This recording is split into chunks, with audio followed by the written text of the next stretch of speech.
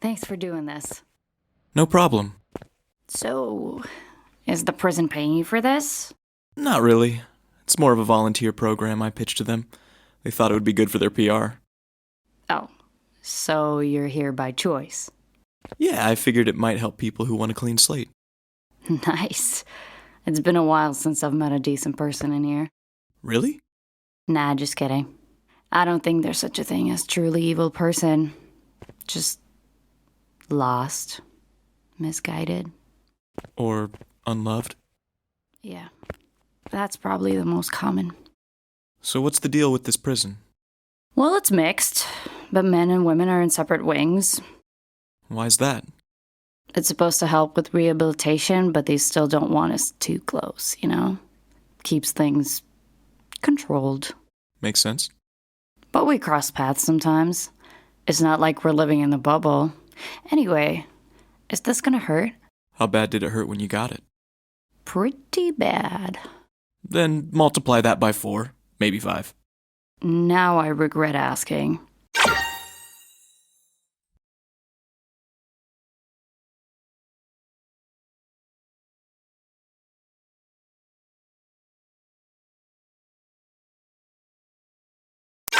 Oh, wow.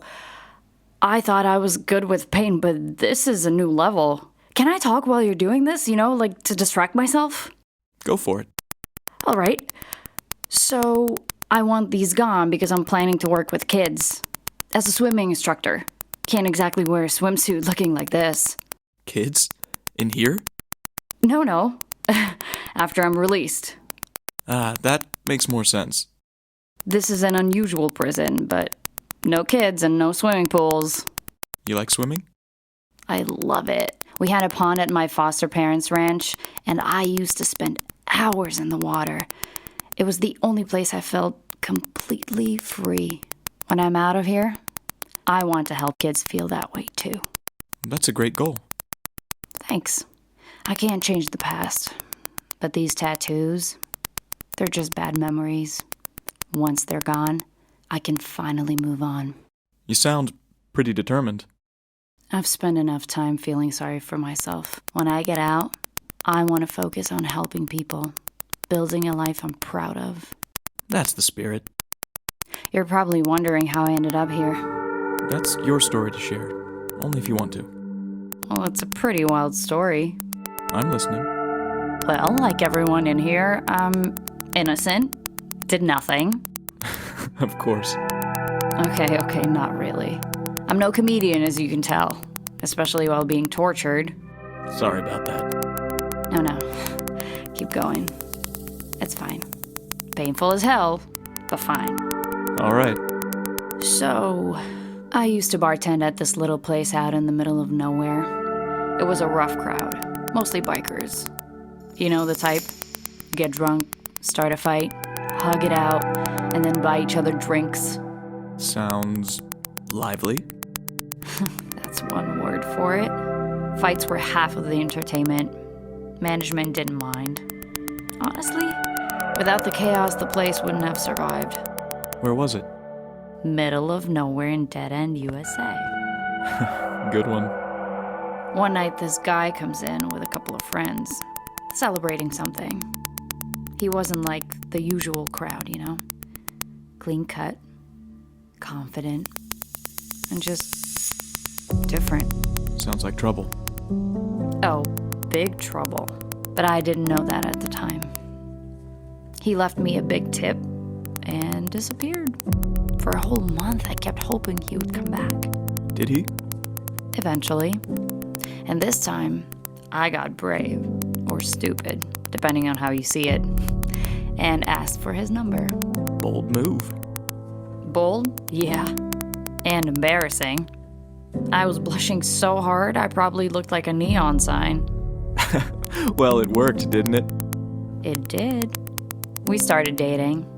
He was charming, sweet, a little too perfect, if I'm honest. Too good to be true. Exactly. But at the time, I didn't see it. I was lonely, desperate for something, or someone. You know how they say, when you're wearing rose-colored glasses, red flags just look like flags. That's a good one. Yeah, well, I should have paid attention. He would always say, "You don't need anyone but me." At the time, I thought, that's so sweet. Now, I realize he was just cutting me off from everyone who might have told me I was making a mistake. That's pretty messed up. He always knew just what to say to make me feel special.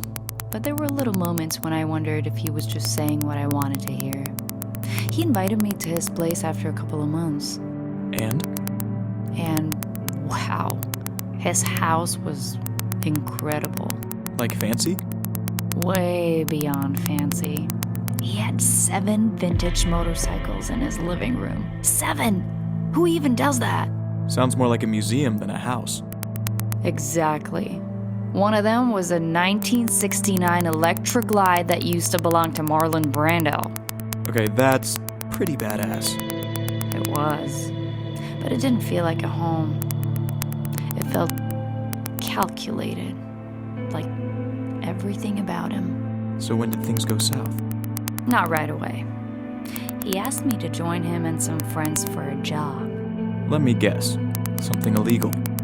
He wanted me to help them rob a jewelry store. And you said no. At first, it felt ridiculous, you know? I was a bartender, not some master criminal. But then, things went downhill. What happened? One of those lively bar fights turned ugly. A guy ended up in the hospital, and the bar got shut down. It wasn't even my fault, but I lost my job. That's rough. Yeah.